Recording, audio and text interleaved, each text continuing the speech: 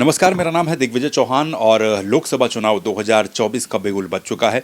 हालांकि चुनाव आयोग ने अभी तक तारीखों का ऐलान नहीं किया। संभव है कुछ दिनों में तारीखों का ऐलान हो जाए, लेकिन बीजेपी और कांग्रेस दोनों ही जो बड़ी पॉलिटिकल पार्टियां हैं इस देश की, वो अपने चुनावी मोड को ऑन कर चुकी हैं। सबसे पहले बीजेपी ने एक अपने प्रत्याशियों की लिस्ट जारी की, उसके बाद कांग्रेस ने पहली लिस्ट जारी की। अब कल रात को ही बीजेपी ने अपने प्रत्याशियों की दूसरी लिस्ट भी जारी कर दी है, यानी कि सुगबुगाहट तो शुरू हो चुकी है। इस वीडियो में हम बात कर लेते हैं उत्तराखंड में अभी तक किन किन सीटों पर कौन कौन से प्रत्याशियों के नामों का ऐलान हो चुका है। दरअसल लोकसभा चुनाव 2024 के लिए कल की अगर हम बात करें, जो लिस्ट बीजेपी ने दूसरी अपनी जारी की है वहीं से शुरू करते हैं, तो उस सीट में उत्तराखंड की 2 लोकसभा सीटें जो कि दोनों काफ़ी हॉट फेवरेट हैं, दोनों पर ही नज़रें काफ़ी लोगों की रहती हैं। इनमें से एक सीट है पौड़ी गढ़वाल की और दूसरी सीट है हरिद्वार की लोकसभा सीट। सबसे पहले पौड़ी की बात कर लें। पौड़ी गढ़वाल से बीजेपी ने अपना प्रत्याशी बनाया है राज्यसभा सांसद रहे अनिल बलूनी को, और वहीं हरिद्वार से बीजेपी ने अपना प्रत्याशी बनाया है उत्तराखंड के पूर्व मुख्यमंत्री रहे त्रिवेंद्र सिंह रावत को। बड़ी दिलचस्प बात है, इन दोनों ही सीटों पर जो सिटिंग सांसद हैं, सिटिंग एमपीज हैं, उनके टिकट काटे गए हैं। पौड़ी से जो सांसद थे तीरथ सिंह रावत, उनका टिकट काट करके अनिल बलूनी को टिकट बीजेपी ने दिया है। हरिद्वार से जो सिटिंग सांसद थे डॉक्टर रमेश पोखरियाल निशंक, जो कि केंद्र में मंत्री भी रहे इस सरकार में, मोदी सरकार में, उनका भी टिकट काट करके पूर्व मुख्यमंत्री त्रिवेंद्र सिंह रावत को बीजेपी ने टिकट दे दिया है। पौड़ी की एक और बात यह है कि वहाँ से जो प्रत्याशी बने हैं अनिल बलूनी, जाहिर सी बात है कि अनिल बलूनी मैक्सिमम समय दिल्ली में रहे हैं, इसीलिए ये माना जाता है, ये धारणा है कि दिल्ली में जो बीजेपी आला कमान है, हाई कमान जिसको कहा जाता है, प्रधानमंत्री नरेंद्र मोदी हों या फिर अमित शाह हो, उनके साथ उनके काफ़ी अच्छे संबंध हैं और उन संबंधों का ही ये नतीजा हो सकता है कि अनिल बलूनी को टिकट दिया गया है पौड़ी गढ़वाल से। इससे पहले अनिल बलूनी का नाम उत्तराखंड में कई बार, क्योंकि जो मुख्यमंत्री रहे हैं स्टेबिलिटी नहीं रही है, लगातार मुख्यमंत्री बदलते रहे हैं बीजेपी की सरकार में, तो कई बार अनिल बलूनी का नाम मुख्यमंत्री पद के लिए भी चला, लेकिन वो मुख्यमंत्री अनफॉर्चुनेटली नहीं बन पाए। लेकिन अब वो जाहिर सी बात है, उन्हें टिकट दिया गया है कि वो चुनाव लड़े सांसद बनकर के आए, उसके बाद केंद्र में उन्हें को जिम्मेदारी दी जाए। तो ये तो रही बीजेपी ने जो कल अपनी लिस्ट जारी की, उसमें जो 2 नाम थे।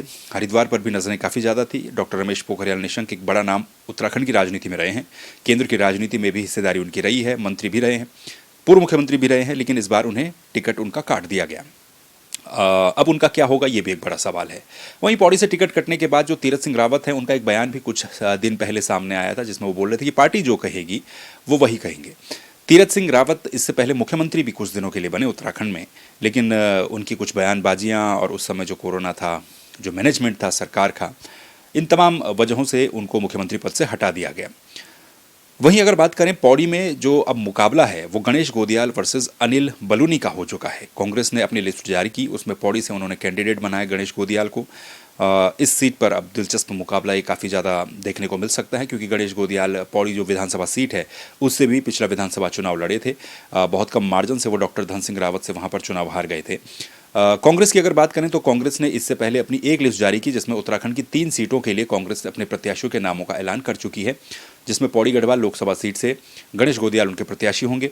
इसके अलावा टिहरी लोकसभा सीट से जोत सिंह गुनसोला उनके प्रत्याशी होंगे। जोत सिंह गुनसोला भी पुराने नेता रहे हैं कांग्रेस के, मसूरी से उनकी राजनीतिक पृष्ठभूमि रही है। इसके अलावा इस वक्त वो उत्तराखंड क्रिकेट एसोसिएशन में भी पदाधिकारी हैं, वहाँ से कांग्रेस ने उन्हें चुनावी मैदान में उतारा है। जबकि बीजेपी से टिहरी से आपको पता ही है कि महारानी माला राज्य लक्ष्मी शाह चुनावी मैदान में एक बार फिर से उनको उतारा गया है। उनका नाम तो बीजेपी ने पहली लिस्ट में जारी कर दिया था। हालांकि उनको लेकर के भी काफ़ी सवाल उठते हैं कि जो टिहरी सांसद हैं माला राज्य लक्ष्मी शाह, उनको अपने क्षेत्र की कोई परवाह नहीं, वो क्षेत्र के लोगों के बीच ज़्यादा आती नहीं, क्षेत्र को जानती नहीं, समस्याओं से रूबरू नहीं है, लेकिन इसके बावजूद भी बीजेपी ने उन्हें टिकट दिया है। और अब यहाँ पर भी बड़ा दिलचस्प मुकाबला होगा कि क्या जो लोगों की नाराज़गियाँ थी, वो नाराज़गियाँ उनके वोट में देखने को मिलती है या फिर वोट फिर से वही, क्योंकि मोदी, प्रधानमंत्री नरेंद्र मोदी के चेहरे पर बीजेपी मैक्सिमम सीटों पर चुनाव लड़ती है, तो क्या वहाँ पर एक बार फिर से माला राज्य लक्ष्मी शाह संसद पहुँचने वाली हैं, ये भी अपने आप में बड़ा सवाल है। दूसरा, कांग्रेस ने एक और प्रत्याशी के नाम का ऐलान किया था, वो था अल्मोड़ा की जो लोकसभा सीट है, जो कि सुरक्षित सीट है। वहाँ से कांग्रेस ने प्रदीप टम्टा को टिकट दिया है। बीजेपी ने अजय टम्टा, जो सिटिंग एमपी वहाँ के उनके हैं, उन्हीं को ही टिकट दिया है। तो यहाँ पर टम्टा वर्सेस टम्टा की फाइट एक बार फिर से आपको देखने को मिलेगी। नैनीताल की लोकसभा सीट पर बीजेपी ने अजय भट्ट को ही एक बार फिर से चुनावी मैदान में उतारा है।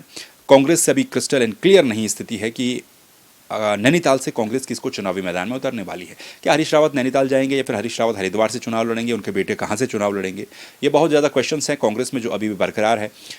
बीच में ये भी कहा जा रहा था कि कांग्रेस में प्रत्याशियों की अब कमी क्या देखने को मिल रही है, लोग चुनाव नहीं लड़ना चाह रहे हैं। क्यों नहीं लड़ना चाह रहे हैं ये वजह खैर वही जाने। लेकिन अभी तक बीजेपी उत्तराखंड में अपनी पांचों की पांचों सीटों पर अब अपने प्रत्याशियों के नामों का ऐलान कर चुकी है। एक बार फिर से मैं आपको रिकैप दे देता हूँ। पौड़ी गढ़वाल से अनिल बलूनी, हरिद्वार से त्रिवेंद्र सिंह रावत, टिहरी से माला राज्य लक्ष्मी शाह, अल्मोड़ा से अजय टमटा और नैनीताल से अजय भट्ट बीजेपी के प्रत्याशी हैं। कांग्रेस की 2 सीटें बची हैं जिनमें पौड़ी का तो क्लियर वो कर चुके हैं। यहाँ हरिद्वार और नैनीताल की सीट पर पेच फंसा है। हरिद्वार के लिए सुगबुगाहट ये है कि क्या हरीश रावत चुनाव लड़ेंगे या फिर अपने बेटे के लिए वो टिकट मांग रहे हैं। नैनीताल में भी यही स्थिति है। नैनीताल से कौन चुनाव लड़ेगा, क्या करण महारा या फिर जो बाकी नाम उनके वहाँ पर चल रहे हैं वो होंगे। तो ये अब बड़ा दिलचस्प हो जाएगा। जैसे ही कांग्रेस भी इन 2 सीटों पर ऐलान अपने प्रत्याशियों के नाम का कर देती है तो उत्तराखंड की 5 सीटें फाइनल हो जाएंगी कि किस किस के बीच में मुकाबला देखने को मिलेगा। तो ये लोकसभा चुनाव की शुरुआत है और ये भी देखना होगा इस बार कि क्या लोकसभा चुनाव में जो उत्तराखंड के क्षेत्रीय मुद्दे हाल ही में काफ़ी जो ट्रेंड में रहे हैं, जिनमें चाहे वो अंकिता भंडारी मर्डर केस हो या फिर उत्तराखंड में भू कानून मूल निवास की मांग को लेकर के जो रैलियां लगातार हुई हैं वो वाला इशू हो, वो वाला मुद्दा हो, पलायन का इशू हो, क्या ये हावी रहेंगे या फिर सीधी सी बात रहेगी कि केंद्र के चेहरों पर चुनाव लड़ा जाएगा, केंद्र के चेहरों पर वोट मांगे जाएंगे और वोट डाले जाएंगे। तो ये तमाम चीज़ें हैं। बीजेपी तो नारा दे ही रही कि अब की बार 400 पार का उनका लक्ष्य है। उत्तराखंड के मुख्यमंत्री पुष्कर सिंह धामी ने भी सोशल मीडिया के जरिए बधाई दी कल जो टिकट मिले हैं और उन्होंने भी वही नारा दोहराया है कि अब की बार 400 पार। तो क्या 400 पार होता है उत्तराखंड से, कितनी सीटें, कौन जीतता है, ये बात की बात है। लेकिन लोकसभा चुनाव को लेकर के कवरेज जो है आपको मिलती रहेगी और इस वीडियो को आप लाइक कीजिए, कमेंट करके ज़रूर बताइएगा कि आपको क्या लगता है कि भाई चुनावी मौसम है और जनता की राय इसमें शामिल न हो तो ये ठीक बात नहीं है। तो जनता को भी अपनी राय रखनी चाहिए। आप कमेंट करके बताइए कि इन प्रत्याशियों को लेकर के आप क्या कहेंगे। और एक बड़ा दिलचस्प पहलू ये भी है कि हरिद्वार से त्रिवेंद्र सिंह रावत जो कि पूर्व मुख्यमंत्री रहे, जब वो मुख्यमंत्री थे तो आज के समय में जो कानपुर से विधायक उमेश कुमार जो कि पत्रकार हुआ करते थे, तो इन दोनों के बीच की तलखियाँ भी काफ़ी उत्तराखंड ने देखी हैं। और कुछ समय पहले से ये भी सुगबुगाहट थी कि अगर त्रिवेंद्र सिंह रावत चुनाव लड़ते हैं तो क्या पता उमेश कुमार भी चुनाव लड़ें उनके खिलाफ। तो क्या ये भी हो सकता है। ये तमाम चीज़ें हैं जो कि देखनी बाकी हैं। बाकी अपडेट्स के लिए आप दिग्विजय चौहान यूट्यूब चैनल को भी जरूर सब्सक्राइब कीजिए और फेसबुक पर भी आप फॉलो कीजिए। अपनी प्रतिक्रिया जरूर रखिए। नमस्कार।